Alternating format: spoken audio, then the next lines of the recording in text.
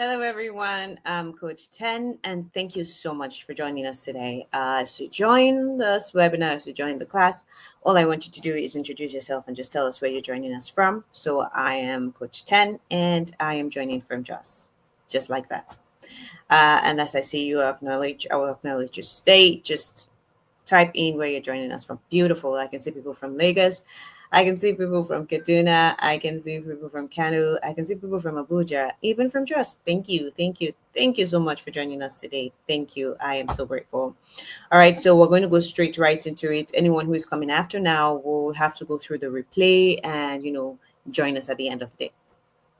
We're going to be talking about remote work, how to land in remote work, what you're doing that you've not landed in remote work yet, how to position yourself to ensure that you are, in the right space for remote work to get the right remote work for you at this time. Okay. Now, earning in dollars is not just luck, it's a system. And tonight, I'm going to be showing you the same steps every Nigerian student, stay-at-home mom, 9 to 5 worker, every remote job worker right now is using to earn more without having to relocate or learn any complicated tech skill. And why is this training important? Now, the world of work has changed. High paying opportunities are no longer in the office. They no longer require you to be in the office. You know how our parents used to work the other time, we used to take professional exams to go to be promoted to the next level before they start to earn their first million, which doesn't make sense. Right now, you just have to sit at the comfort of your own home. You don't even need to have so much experience like that, and you can land your first million. And I'm very confident about that because it has happened to me. It has happened to a lot of Nigerians. It happens to a lot of my students. So I know. I know. For instance, this is one of my salaries for this year, and it was a 2 week. This is a 2 week salary. All right, this is a 2 week salary. This particular company pays every 2 weeks, and this is a sales job. So, and this sales job is not even very demanding.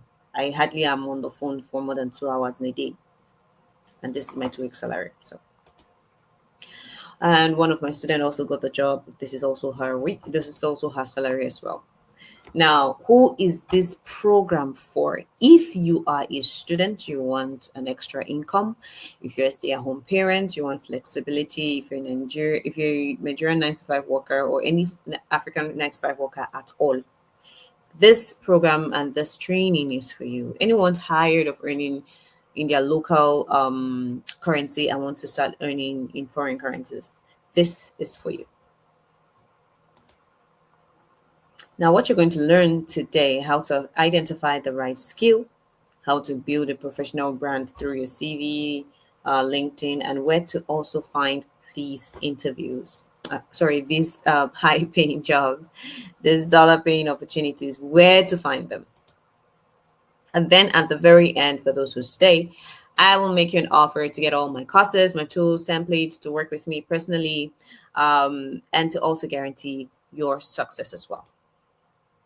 So that means we're going to be sharing 3 secrets today. So let's get right into it so I don't waste your time. Now, you may be getting rejected because of these things. You treat your CV and your LinkedIn like a list of job duties. So we're going to talk about that and how to upgrade your LinkedIn and your CV, because most of these companies do not care about your certificates. They don't care about the duties, all the duties that you can do. They basically just care about results. Bring them results and they're good. And your CV usually screams, hire me, hire me, hire me. Oh, your CV is 105 pages. I'm exaggerating. What I mean is your CV is more than 1 page. So we're going to go into that, and we're going to treat that as well. You apply to the wrong places, you do not have the right skill, or you do not know how to put the right skill into play so that it works for you. So we're going to be fixing all of those things today. Okay. Now we're going to be starting with identifying the right skill when you have absolutely no experience at all. In today's job market, transitioning into a new career requires leveraging on skills that you already have, because nobody has another 5 years to go and start gathering experience. Okay, so you already have experience in a few things that you've done, even if you're a student, even if you're just starting out, you already have experience. Why I know that you already have experience is that you have done defense one way or the other, whether you're in 200 of you have sure done defense in a way, you have done your assignment, you've had to do assignments, you've had to do tests, you've had to do exams. So you've had to go through one thing or the other that has given you experiences that has made you ready for the real world. And most of the experiences we have gotten to get us ready for the real world is basically the experience that everybody just needs for you to just fine tune, put on your CV, and you're good. So we're going to be looking at some of those experiences, right? Now, these are known as transferable skills. So skills that you learned from doing some other things, skills that you learn from doing some other things like yeah, being, like I said, being a student, doing other stuff like that. You've picked up one or two skills, probably is not very visible to you because you're not paying attention to it. So we're going to bring it to light today so that you can pay attention to it and know exactly what you need to do um, to land again remote jobs. Now, these are called transferable skills, which can be applied across various roles and industries. Now, this lecture will explore key transferable skills, how they apply to different career paths, and practical ways to also harness them effectively. What are transferable skills? Transferable skills are abilities you gain from past jobs that apply to many roles, such as communication, organization, leadership. They matter because they show recruiters how your experiences connect to a job's requirement, even if you lack direct experience. So, highlighting both your specialized and transferable skills on your resume makes you more competitive and appealing to employers. All this English is just telling you that you already have skills that we can transfer from one place to the other. That's all this English. All right. Now, example of the skills are communication skills, problem solving, time management, adaptability, customer relationship management. How can you transfer the skills? Or sometimes these are soft skills. Sometimes we grew up with these skills. What I mean by that is, let's say um dispute management is a skill that you can have. Now, dispute management can be learned either on a job or can be learned as you grow. Let's say you are a firstborn child, male or female, wherever you are, and you've had to resolve quarrel between your siblings every time they're fighting, every time, and you have to calm everybody down and all of these things. Do you know that that was already you building dispute management from within? You already have experience in dispute management, and that is a skill that can be used even in the professional world.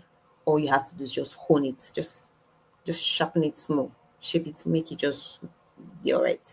You understand? So some of these things we grew up with, some of these things we had to learn, some of these things are, this one is just our personality. There are some people who naturally just know how to communicate. They know how to communicate their feelings articulately. They know exactly what they're feeling. I recently just started learning that, how to communicate my feelings, like exactly what I'm feeling. I recently just started to learn it. I didn't grow up with it, right? Some people grew up with it, and that's just how they are. Now, they had those people have excellent communication. Communication is not speaking. Communication is somebody is communicating and somebody else understanding. Just like how our African parents, when they look at you, you are doing something wrong, and they look at you, you already know they are communicating. You understand. That is a communication. Do you understand? Uh-huh. Now, communication, a skill like communication can also be learned by, or can also be gotten, like a housewife who plans family schedules, explain chores clearly, and everybody understands, and everybody just goes to do what she said. That's clear communication because she has communicated, they understand, and everybody does what they need to do. Problem solving, a student who finds a way to finish their assignment with limited data and maybe limited access to the materials that they have. Um, they solve the problem. That's a skill. They didn't panic, right? You know how something happens now. Maybe somebody just hears a loud bang, panic everywhere before the person comes down to even find what the problem is. Do you understand? That's not a problem solving skill. That's a skill. That's something you need to learn. However, there are some people where something serious is going to happen right now, and they will first calm down and analyze the situation and then go for it. So problem solving skill is a skill that needs to be learned. Time management. Time management as well.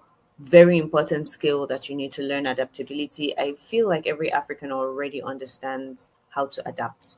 I think it's just in every African to adapt, because we adapt every day to bad governance. We adapt every day to the very nasty things being done to us in our various countries. And I think that that alone in itself is an ability that you need to single out and bring from yourself, because a lot of the foreigners are looking for that, because there will be a day you will be at work and they will just change the entire system of working, change the CRM system, change every software that you know how. They will just change it, and you have to start adapting to that particular environment, that particular CRM, tool and everything. Customer relationship management. Let's say you're a church worker who is an usher. You welcome visitors, you talk to them. That's you knowing how to do customer relationship management. Now I'm bringing this as simple as possible to us so that we understand that we already have these skills from simple things that we already do in our daily lives. You don't necessarily need to be in an office or to have worked in a professional setting to think that you already have experience. You already have the experience needed for the jobs I'm going to be introducing to you today, because these are entry level jobs, easier jobs that you can do remotely without having to learn a very serious tech skill. Shall we get? Sales and persuasion. Let's say someone who convinces people to go on a trip, someone who convinces people to spend their money, someone who convinces people to do what originally they probably wouldn't do. Technical proficiency, you knowing how to use technical tools easily. So you go online, you are it's very easy for you to use platforms, to use softwares, to get used to games. This gaming platform is very easy for you to get used to them. You already have a little bit of technical proficiency. Data entry and organization. Let's say parents who usually keeps tracks of bills, expenses, or a business owner, small business owner that already has experience keeping track of their customer inquiries and all of those things. Multitasking. I think that we all know how to multitask, especially females. Females know how to multitask a lot. We carry plenty things in our hand. Yeah, plenty, and they will not fall. We have a very sharp idea of where everything is, and nothing is going to fall. Conflict resolution. I think we've talked about conflict resolution. Is the same thing as dispute resolution. Now, the second secret that most people tend to overlook is their CV and their LinkedIn. So now, when your CV is being is when your CV when you apply and you submit your CV to an application, what happens is it doesn't get seen by a human, especially these days, because there are a lot of people who are applying for things. No human is going to go over 4,000, 5,000 CVs. That's crazy. Right now, they do what? They automate the process. AI is doing a lot of things for everybody right now. So they automate the process. Now, when they automate the process like that, they tend to use a system called applicant tracking system, which is ATS. Now, the applicant tracking system is what companies use to scan CV before the recruiter even opens it. And this is when the recruiter, and even when it gets to the recruiters, they usually use about 6.5 minute seconds to go through your CV. If it is worthwhile, if it's not, you throw it away. If it is, they put it aside so that they can take a closer look at your CV again. Now, if your CV isn't ATS friendly, it goes straight into the trash. That means that all your effort of applying has been wasted. And we all know that when we're applying for things, some of them have these tests that they will do. They have personality test, they have kidney contest, they have that test. You have to go through plenty. Imagine going all through that. Like you have spent 1 week to apply for, like, let's say 50 jobs. And all those 50 jobs, they just pew. Why? Because your CV did not meet the ATS standard. All right, so let's fix that. Let's fix that. Now, here's why your CV fails. the check. You are using fancy designs and templates. You are using fancy design, guys. Let your CV be as boring as the most boring CV is the most appreciated CV by recruiters. No fancy design, no Canva design. Just leave Canva alone. If it's your CV, just leave it alone. Just go to your Google Doc or your Word document on Microsoft, and then just do your CV. You can use Canva for your portfolio if you're a virtual assistant. You can use Canva for your portfolio designs or your classroom designs, especially if you're a teacher teaching English as a second language. You can use Canva for designs, not for your CV. Shouldn't be a design. Your CV should be CV. All right. You are saving your CV as an image or PDF with non-readable text. So most of us usually use most of these CV builders, these CV software builders, to build our CV. And by the time we want to download it, because we're using the free version, it will not allow you to download it until you pay. So most of us, what we do is we now screenshot it and we keep it as our CV. That is not helping your case. It's not helping you. It's damaging you. That's what it's doing. Okay. So because by the time it's now in a picture form, the ATS cannot read it. And then again, gets thrown into a trash. And you may actually be very qualified for the job, but because of the way your CV is appearing, you are not getting seen by a human. All right. You are not using keywords from job description. There are things called keywords on every application, every job description. Every job description has keywords, not has keywords, multiple keywords. Now, when a job description pops up on your phone, your laptop, and you go through the job description, they're looking for somebody who knows how to do this, somebody who has this skill, somebody who can communicate using so blah blah blah blah blah. Those are keywords. When a job is being specific about some things, those are the keywords. Now, how I usually find very important keywords on an application, especially if I'm doing mass applications, what I do is I take that application, I copy the application, I put it on ChatGPT, and I tell it to map out the important keywords. Now, those keywords is what I bring out, and then I scatter them on my CV. Now, while we're on the subject, I need you not to ever use one CV for all the job applications you're applying for. Don't do that. Make sure you customize every CV for every application. No application is the same. No application is the same. Make sure you customize your CV for every application that you are doing. Don't go and use one application. You might have so many skills and talents. You might have worked in so many places. And I understand the need to want to tell people that, hey, this is what I can bring to the table. But sometimes they don't need everything. Sometimes they just need the exact thing they are looking for. They've already given you the application. They've already given you what they're looking for. So just give them what they're looking for. Okay? All right. Now, this is an example of a CV that is a no-no, right? What I can see here, picture. I can see somebody's picture. I don't want to see somebody's picture. I don't want to see your face on your CV. Take it out. I can see we have I think this is a hexagon. I almost called it a pentagon. This is a hexagon. This hexagon's on here. That's too much graphics. I can see that this CV is divided in two. One place I can see skills and languages. The second place I can see an about me, education, experience. That's a table. I can clearly see that this is a table. I don't want it to be a table. No table should be on your CV because the ATS cannot read it. It's a very, very simple platform and very simple system, the ATS. Very simple system, doesn't like complicated things. Until it is upgraded to being complicated, let us stick at least to the simple things for now. What works right now, let us stick to it. Okay. So again, let's go over it. Picture, table, graphics, no. Again, this is a no. I see I have say a lot of graphics, see the shadows, see the although this is excusable because he's a graphics designer, so he needs to show his skills, yes, but we're not going for I'm not teaching you how to be a graphics designer. I'm teaching you how to be a virtual assistant, call center agent, and an ESL teacher. Now I need your CV to be as simple as possible. This is a graphics designer, so maybe. Even a graphics designer, to be honest with you, I will not advise them to have this on their CV. I would advise them to have the graphics on their portfolio. Okay.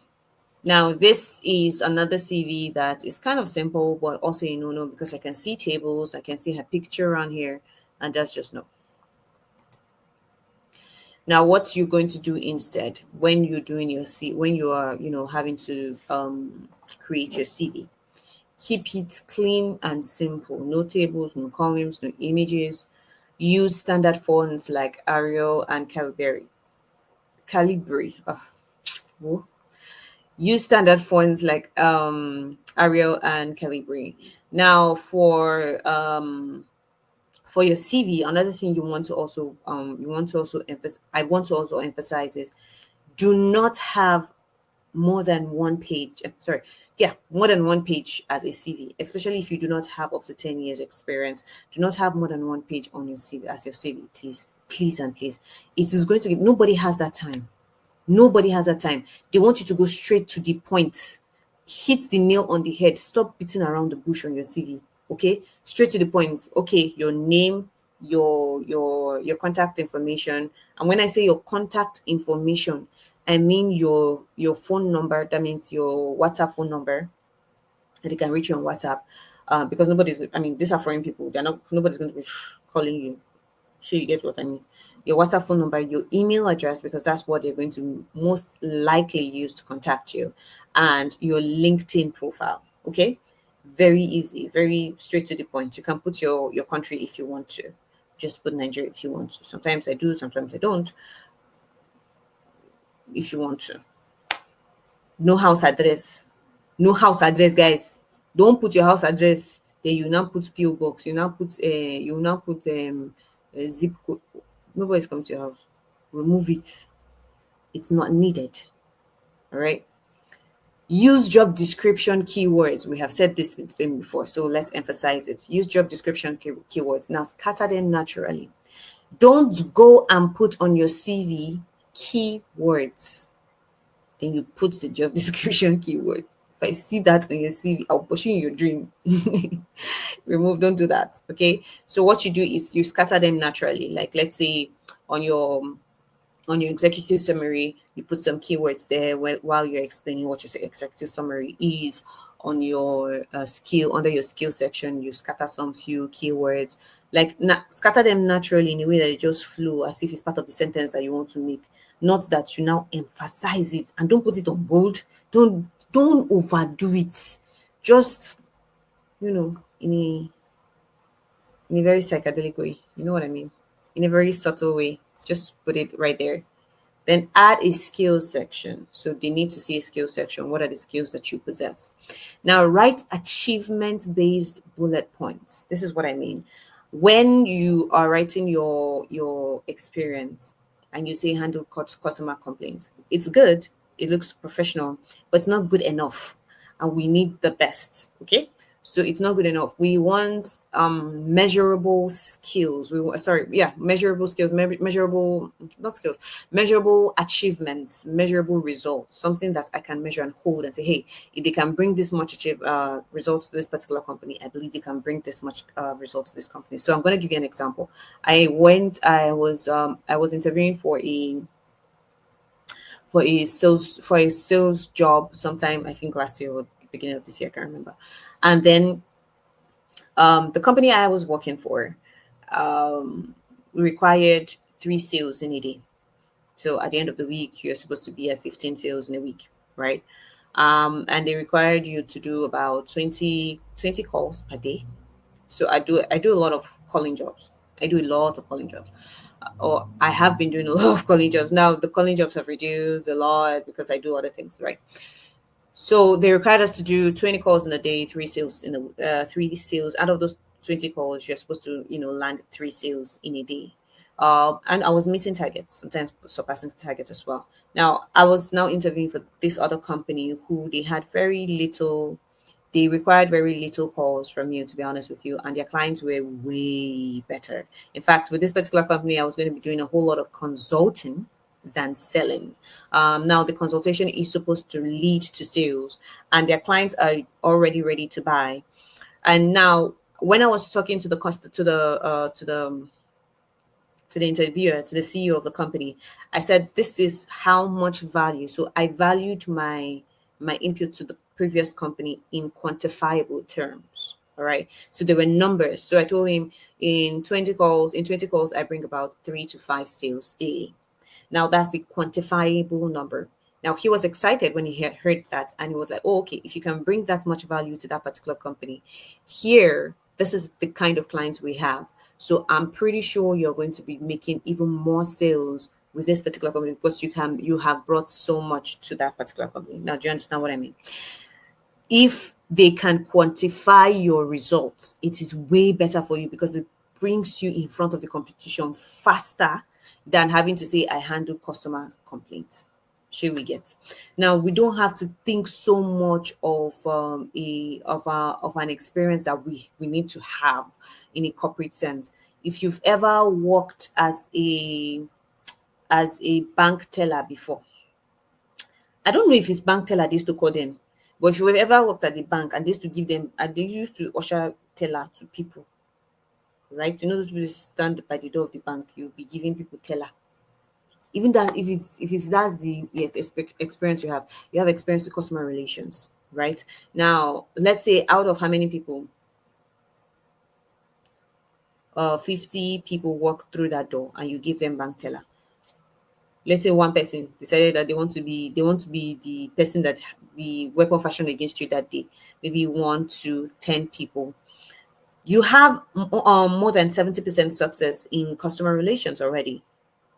So you handle customer issues, 70% success. You had a 70% success in handling customer issues just by giving bank teller.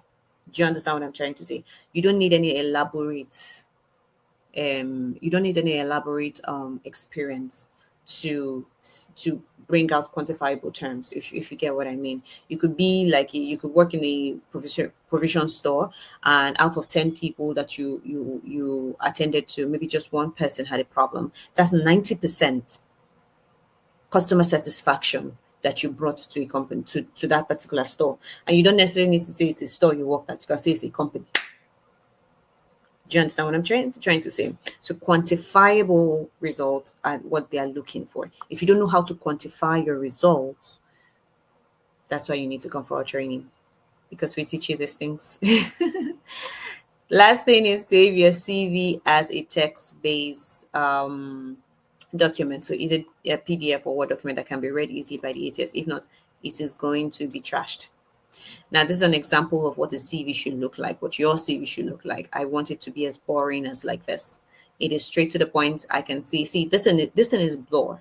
But even as it's blur, I know the important parts. I know where to look for. Like, for instance, I can see the person's name. Just below the person's name, I can see the person's number, their email address, and their LinkedIn profile. And just below that, it's supposed to say executive summary. So if I'm going to be grading this particular CV, I'm going to say -1 because there's no executive summary there, indicating that that's the executive summary.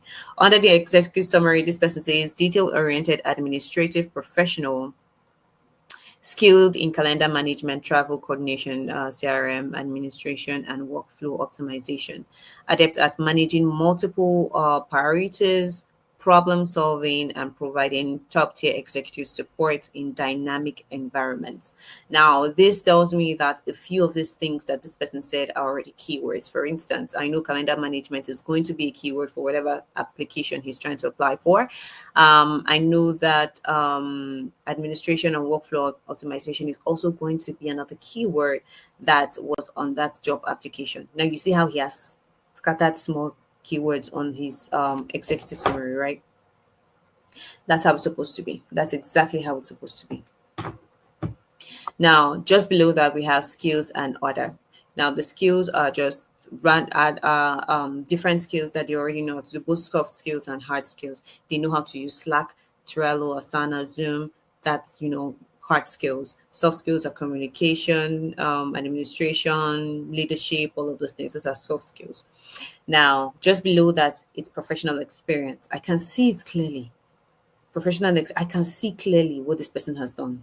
Education, the highest level of education, that's what we want to see there. I don't want to see your school leaving certificate. I don't want to see it. It shouldn't been there. Should not be there. School leaving certificate. I went to secondary school, primary school. Um, see, see my face. I'm not smiling. Don't do that. All right. Let it be the highest level of education that you've attained.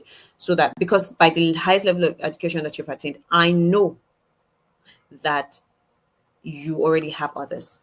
Now, let's all, if you feel like you've done some very impressive education, you have some very impressive educational background from your bachelor's degree, you can start from your bachelor's degree into your master's degree into your PhD. If you feel like you have very impressive,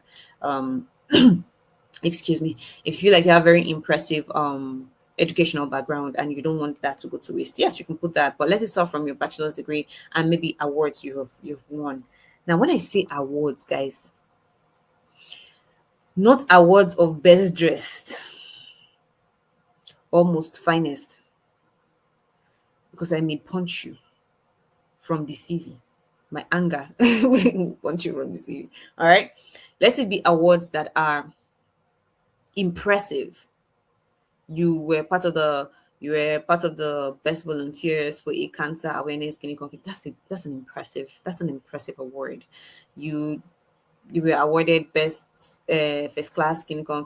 That's an impressive award. So impressive award, you can put that on your CV. However, just know that you have small window, you have small time, you have small space on one page on your CV. So however it is you want to divide whatever it is that you want to see, sure, just make it one page. Let it not be more than one page. Your LinkedIn profile is failing you. 85% of recruiters actually check your LinkedIn, especially if you're going to be applying for virtual assistant jobs. They will check your LinkedIn, because as a virtual assistant, you need to be active on LinkedIn, because that's mostly where you find your customers. So they will check your LinkedIn, all right, before hiring you. Now, your LinkedIn shouldn't be treated like your Facebook page. Do not leave it empty. Do not leave it unattended to. Make sure you put impressive things that you've done. If you've not done any impressive things, volunteer. One of the best ways to get experience is volunteering. Volunteer. Volunteer to people around you. So if you have like a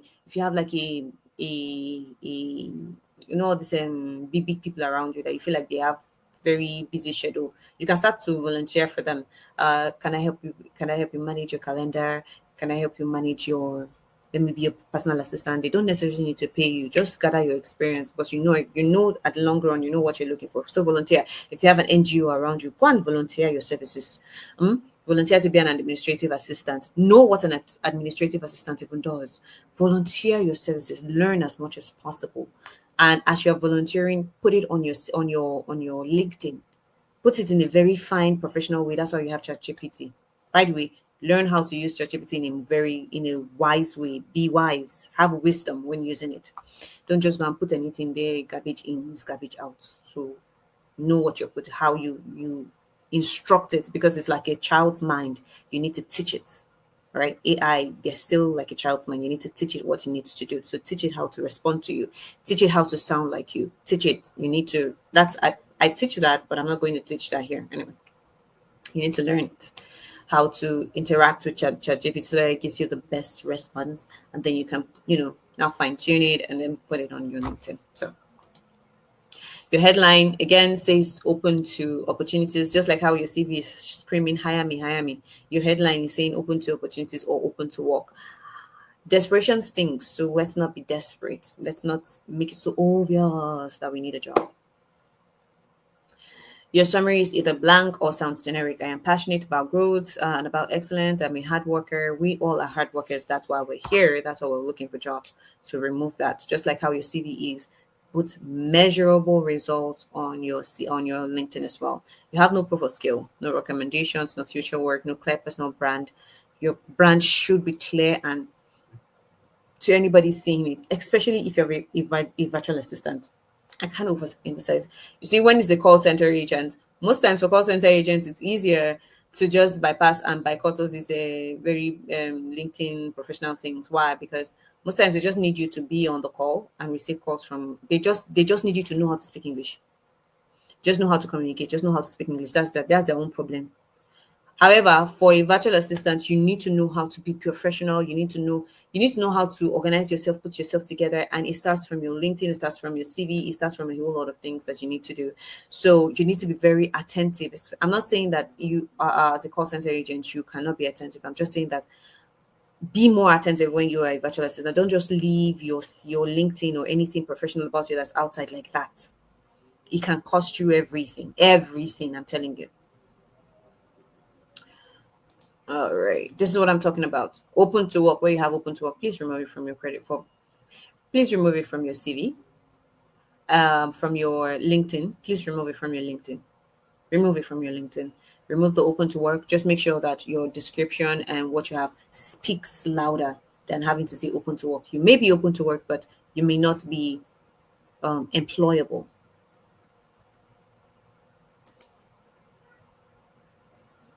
What works instead? Start with a strong headline, not looking for remote jobs, but helping businesses to retrain customers to retain customers to build and boost us. It says it's sweet. It says it's sweet to say something like that. Deceive them. What concern me? I'm joking. I'm joking. I'm joking. So you can fine tune no matter how rass you think or empty or scanty you think your experience is, you can actually fine tune it to be valuable. And it's not because you are not valuable, it's because you are valuable, you just don't know how to put it in words that sound professional, in words that sound appealing, in words that draw people in. Just like how people used to say you are dressed, be dressed as you want to be addressed. How do you put that? You are addressed how you addressed. I don't know if that's how, but I know what I mean, right? Dress the way you want people to address you, the same way. Appear on LinkedIn the way you want people to take you. Okay? Write a result driven summary. Just like what we do on our CV, make sure that you tell recruiters the problem that you can solve. Don't just go rambling on about how you're a hard worker. What can you do? What can you bring to the table? Use keywords as well. On LinkedIn, there are keywords that need to be used, just like how, so there are general keywords that can be used for different jobs. So let's say you are a customer service agent. So words like customer success, communication needs to be on your CV, on your LinkedIn, like that. Show proof of certification, sample project. Now, how I teach, how I train my students is, yes, we have videos, we have teachings that go on, but we also have very, very rigorous assignments that kind of push you to, because that's how you will learn how to use the CRM, the tools, the softwares, the platforms that are valuable to you, to your field. And yes, we might not treat all of them, but we'll treat the basic ones that will help you understand how other platforms do that. Again, how other platforms work. Again, you need to understand that adaptability needs to be part of you as a remote worker. You need to learn how to adapt. Today, you might be a virtual assistant, and tomorrow, you might get a job as a call center agent. Right, so you need to be adaptable to things. Now, my training teaches you these things, and at the end of the training you have a portfolio. It's by force, you have to have a portfolio. It's not negotiable. By the end of the training, you have a portfolio to show that this is the work you've done, at least for entry level people. For people who have no experience at all, you can have a little bit of a portfolio that you can now work on by further experiences, further volunteering. Make sure you volunteer. I cannot overemphasize volunteer and network. You hear people talking about remote work and you're feeling intimidated. Why are you feeling intimidated?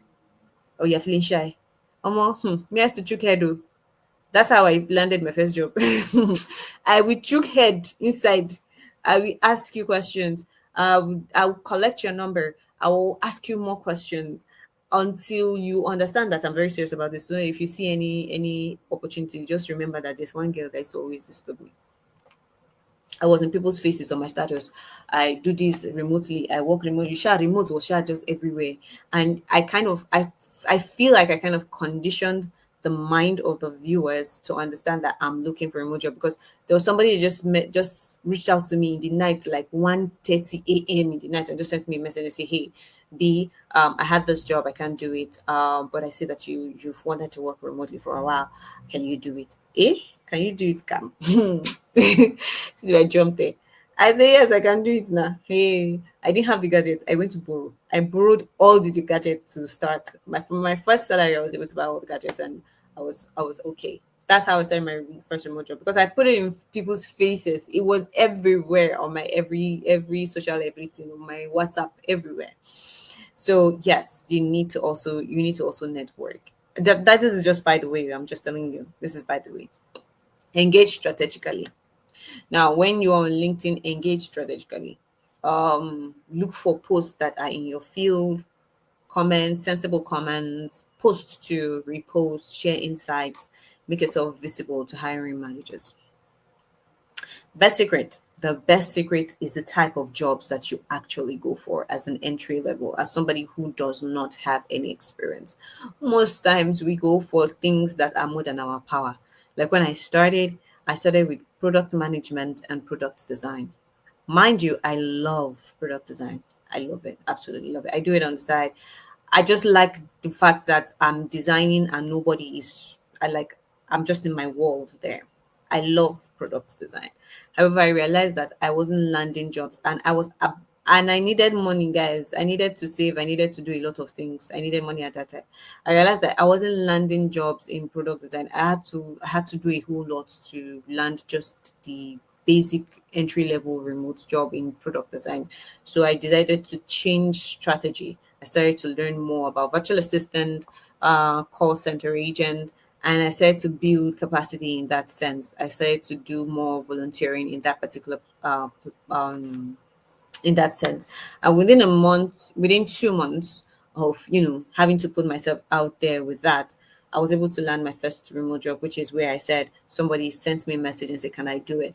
And immediately I got into the space, I networked like my life depended on it, because it did.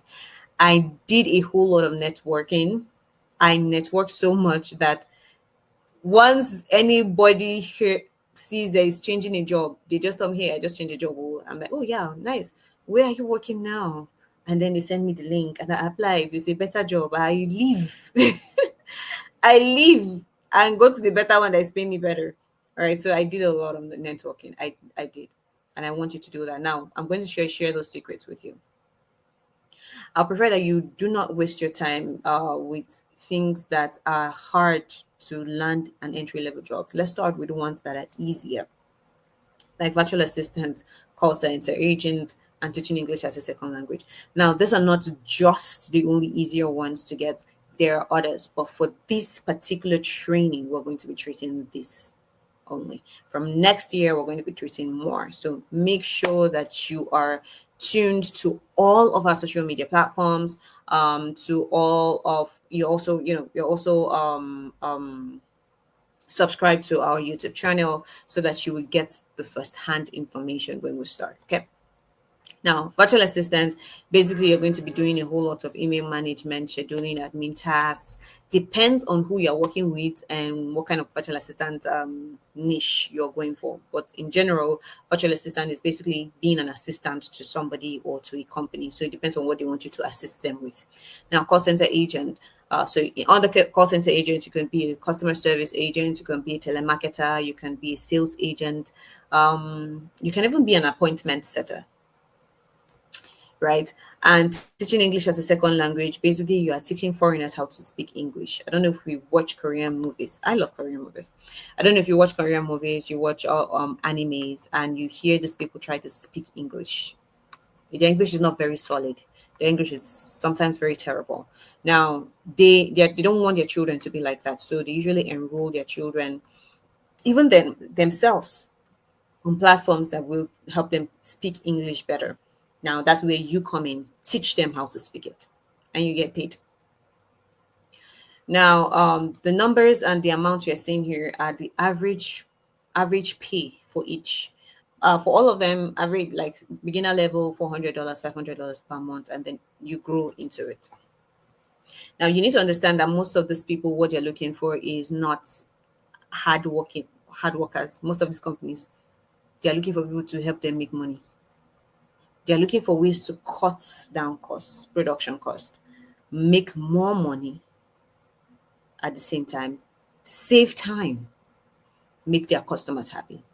Okay, so they're looking for these foreign companies are looking for way to cost production cost. That's why they're looking for you, Africans, because we are cheap labor. You see Africans, Jamaicans, Filipinos, Colombians, um, and some other country. I'm trying to remember.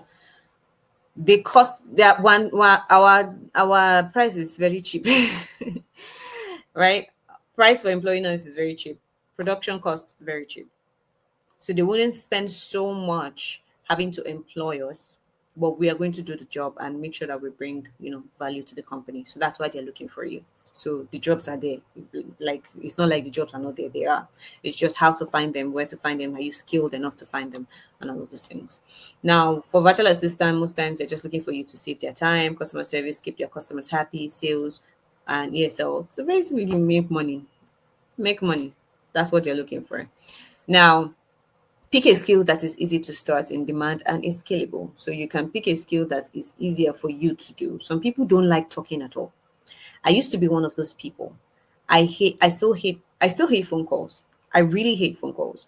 However, all the energy I gather during the day, I use it for, my work.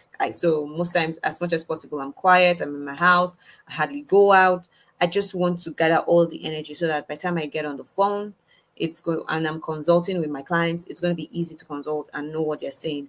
And thank God I don't have to consult with a lot of clients daily. All right. So I get to schedule my time, I get to schedule my clients, and it's easier for me. Do you understand what I'm trying to say? Now, you can choose either being a virtual assistant, an ESL teacher, a sales support agent. I mean, you can choose what is easy for you. So let's go through it and see what they do. As a virtual assistant is like an office assistant, but instead of working in a physical office, you're working from, the online shop, the online office. And what do? You handle administrative tasks, you support businesses and entrepreneurs, you manage social media, create documents, handle customers' inquiry.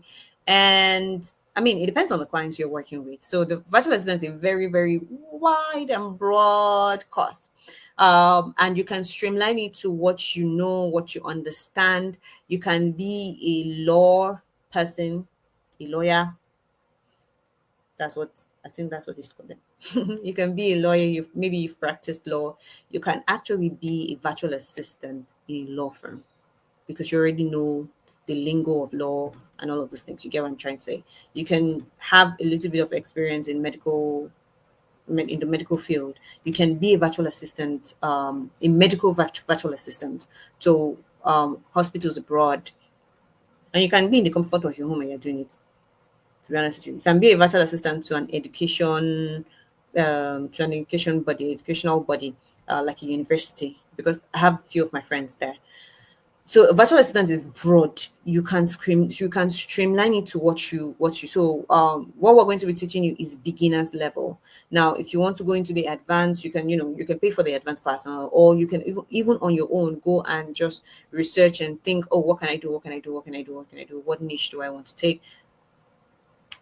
Who hires them? Small business owners, startup coaches, busy professionals. In simple terms, a virtual assistant is like the right hand helper to these people, to a business owner or whoever it is that you're going to be. Now, customer service agent or call center agent, as I like to call them. Under call center agent, I have my customer service agents who usually handle complaints, questions, requests, help with billings, with orders, with technical issues, and things like that. Then I have my telemarketers. My telemarketers are my cold callers, those people who contact potential customers often during by phone, introduce the product. So most times, I don't know if you guys have ever seen a video of people who who are on a call with their headsets, right? With their headset, and then they're talking to customer. Hey, this is Abby, and I'm calling from blah blah blah company, blah blah blah blah blah. So most times those are actually cold callers. They are calling random people, not random people, Shah. They are calling potential customers or potential people who they think will turn into customers of the company. So the companies look for the leads, they look for the numbers, and these people then call them and introduce the products to them. A lot of times they get rejected. So if you're going to be a call center agent, know that you're going to get yelled on, rejected, insulted. Just know that you're going to be doing that. So if you don't have stomach for it, don't even smell that place. I had a colleague one time that was always crying after a call. She was always crying. It's not funny because it's really terrible.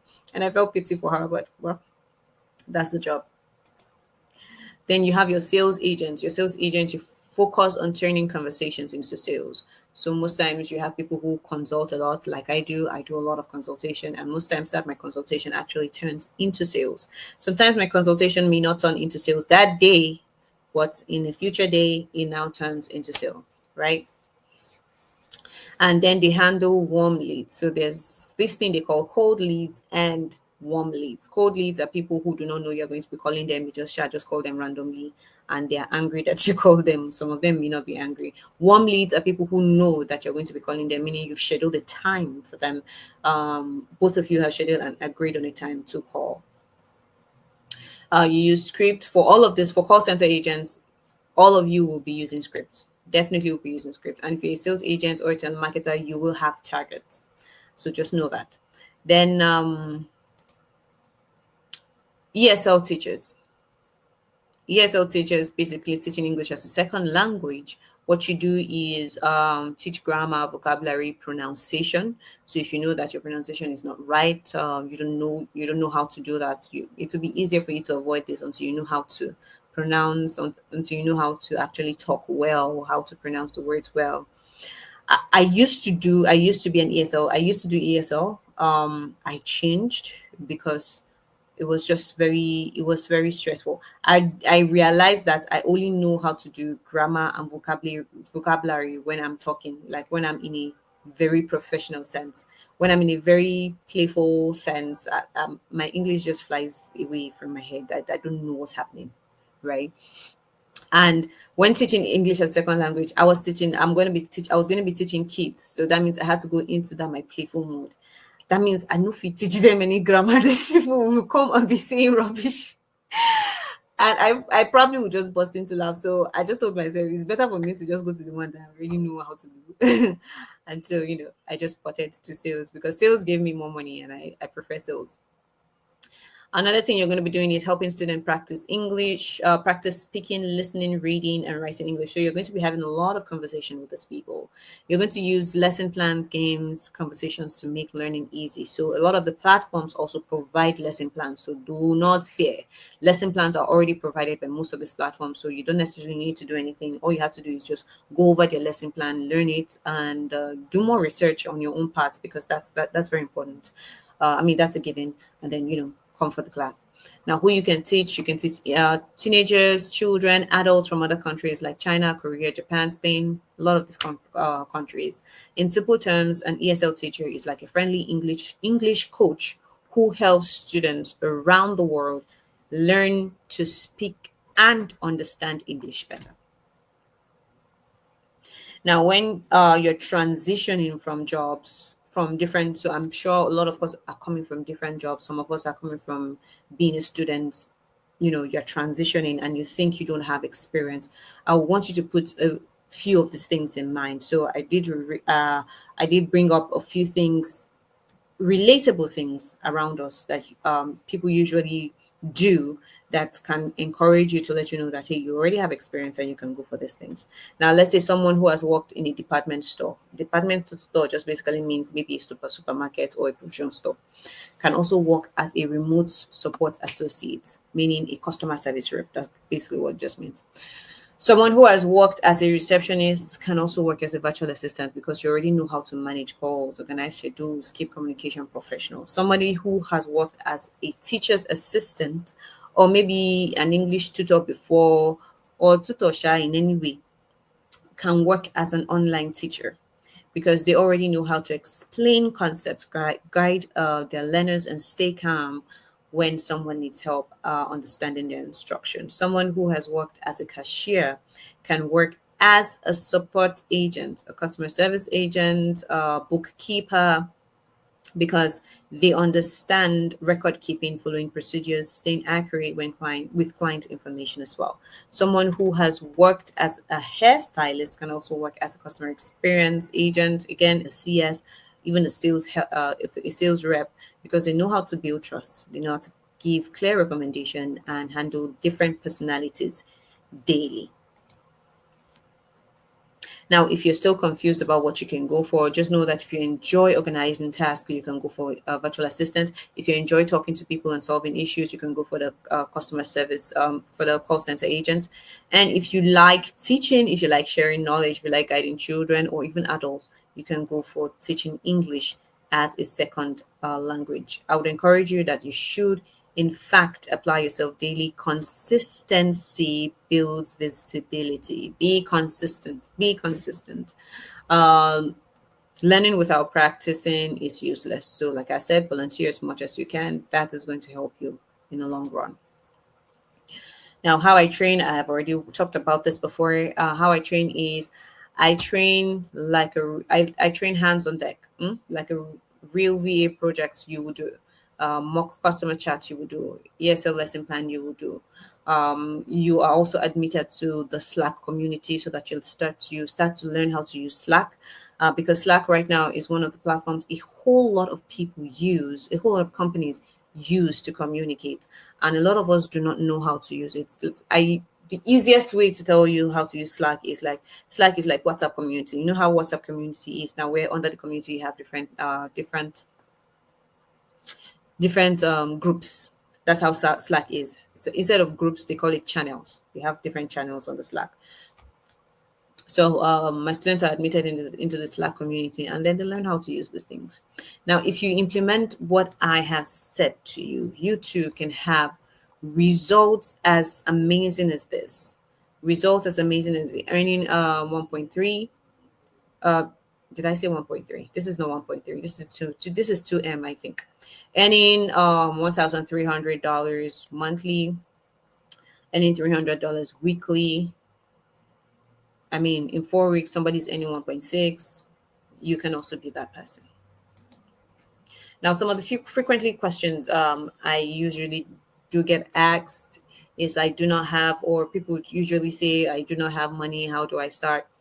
I do understand that money is tight right now. However, let's say you're currently earning $200 monthly. Now, you could be earning 2 million. So that's 1.8 that you're letting go every single month.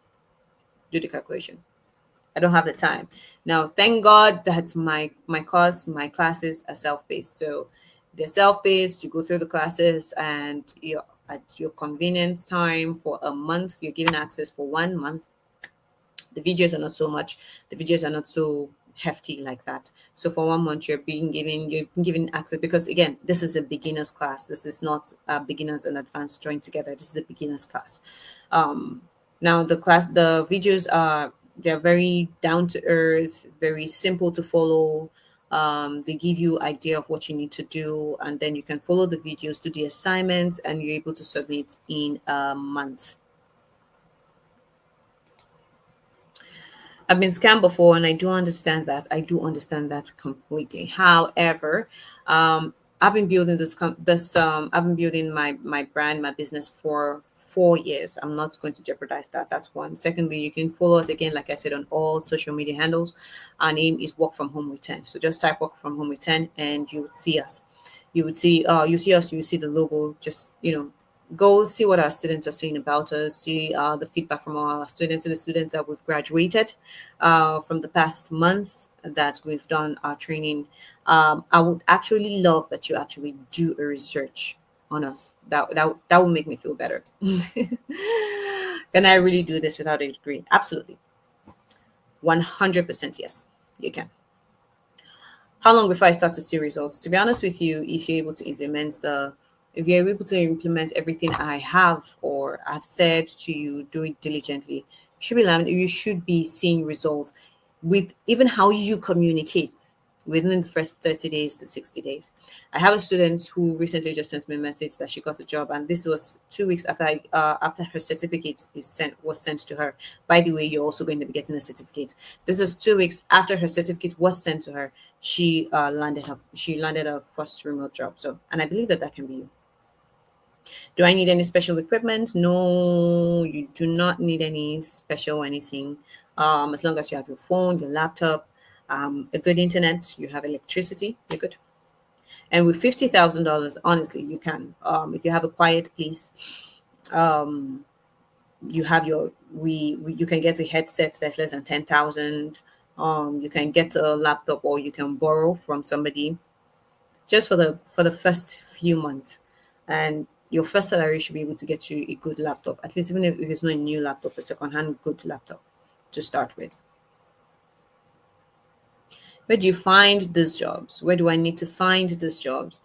Well, some people find these jobs from public market like Fiverr, Upwork, which is good if you know how to use it, but you tend to compete with a whole lot of people, and it takes time, and you have 2 to 3% success rate. Some people go to the professional market like Angel List, Remote OK. We work remotely, which is also a very good platform to look for jobs, remote jobs. Success rate is about 15 to 20%. Now we have hidden job markets where people also look for jobs like communities. Like in my community, I have my community where we get either referrals, direct links to the companies that would not naturally put their link out there. Like where I work right now, I didn't get a link from anywhere. It wasn't put anywhere that they were looking for a job. It was a direct referral. So somebody has worked with me before and told the CEO, hey, you need to employ this girl because this is the result she was bringing in the former place I was working, and that's how I got the job. One of the current jobs I'm doing right now. So most jobs I do is basically through direct referral, and that's how most of the remote jobs work. So hidden markets where you have referrals, private networks, and your success rate is 60 to 80%. I think I've given you enough to see that this is possible. But knowing is not enough. What do you need? You need somebody who can help you out, who can teach you exactly what to do, hold your hand through it, and direct you to where you need to go to.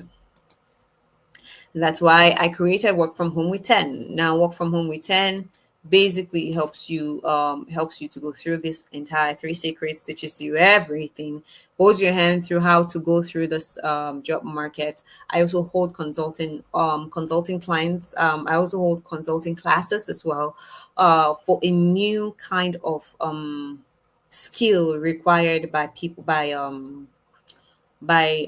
companies these days: credit repair. Now, starter pack. This is one of the packages that we do have, and it's charged at $250,000, 250,000 naira. And what do?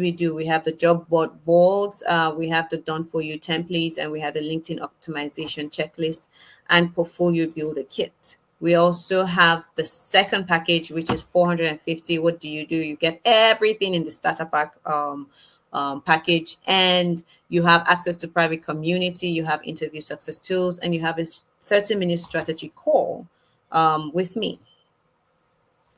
Now we have the elite mentorship program where you are mentored. Everything in the growth accelerator package. And what do you have? Again, you have 90 minutes one-on-one strategy call with me. You have personalized portfolio review. So I go through your portfolio and see what you can do better, what you can remove, add, and what we can do to help you out to build a very great brand in your portfolio. Priority job referrals, obviously, like you're going to be the first one we call, first person we speak to when I get job referrals from companies, and we do that. We do get those from few of the jobs that few of my friends, my network has worked on, or worked with. Sorry, you see why I cannot do ESL. All right. Now the total package is about 1.2. If you're going to buy the entire package, it's about 1.2. Each builds to the previous one, offering more access, support, and direct mentorship as the level increases. Now, if you hired me personally to do a coaching session for you, my coaching session is 200. a 200,000 naira. I almost said $200. 200,000 naira to coach you privately, and I have a 1 month waiting list for that. But because you stay for an entire presentation tonight, I am going to be charging you nowhere near that. I'm not even going to charge you half of that. You remember how I said that if you stay to the end of this, we have a very sweet bonus coming for you.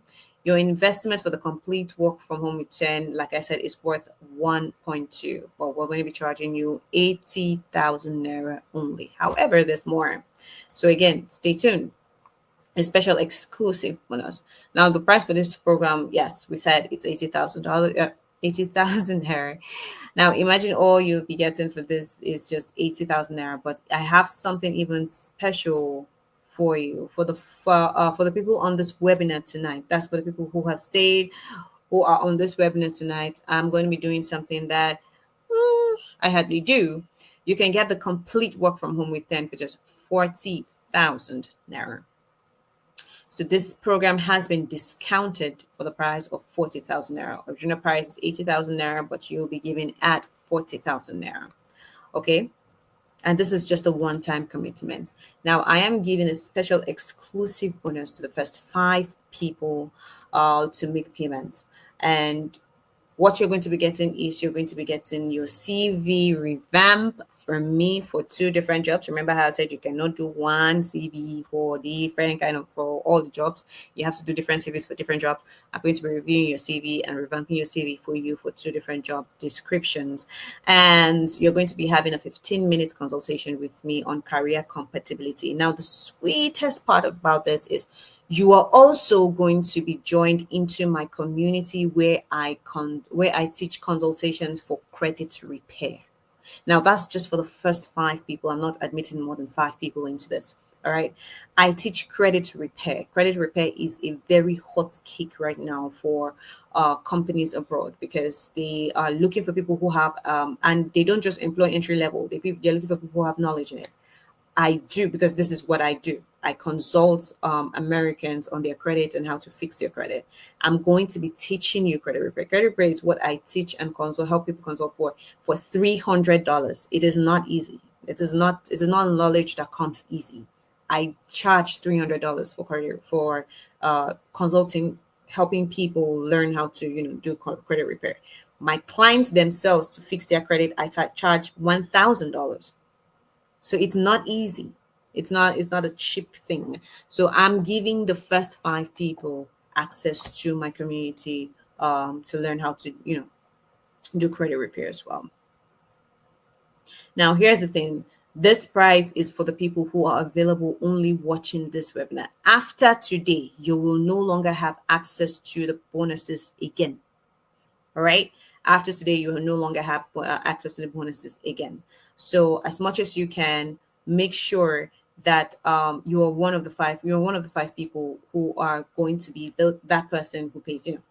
I mean, that's a very juicy bonus. So I know it's a juicy bonus. So now, for the one-time payments, you can get access to training and the program, and you will be trained by me. And this is again for 40,000 naira. Like I said, all you have to do is just click on the link right now, and once you pay, all you need to do is send your screenshot. Please make sure you screenshot and send it to the number below, or to the number that is attached to the link. Once you click on the link, you pay. It shows you, it directs you to my number. Now, if you have any questions, all I need you to do is to also send your questions to me directly to WhatsApp, and I would, as much as possible, try to answer all the questions as soon as I can. Okay. Again, once you make payments, please immediately send a screenshot to the number showing right here, or to the number that is attached to the link for payment. The link for payment is on the comment section, so just click on it. It takes you straight to where you need to pay. It's also on the WhatsApp groups, so you can just click on the payment link, and it takes you straight to where you need to pay. Screenshot your payment, send it to me directly, or send it to Eddie, which is this number, directly to WhatsApp. Okay. Thank you all so much for joining us today. I mean, you stay to the end. Congratulations. And I'm going to see you in class.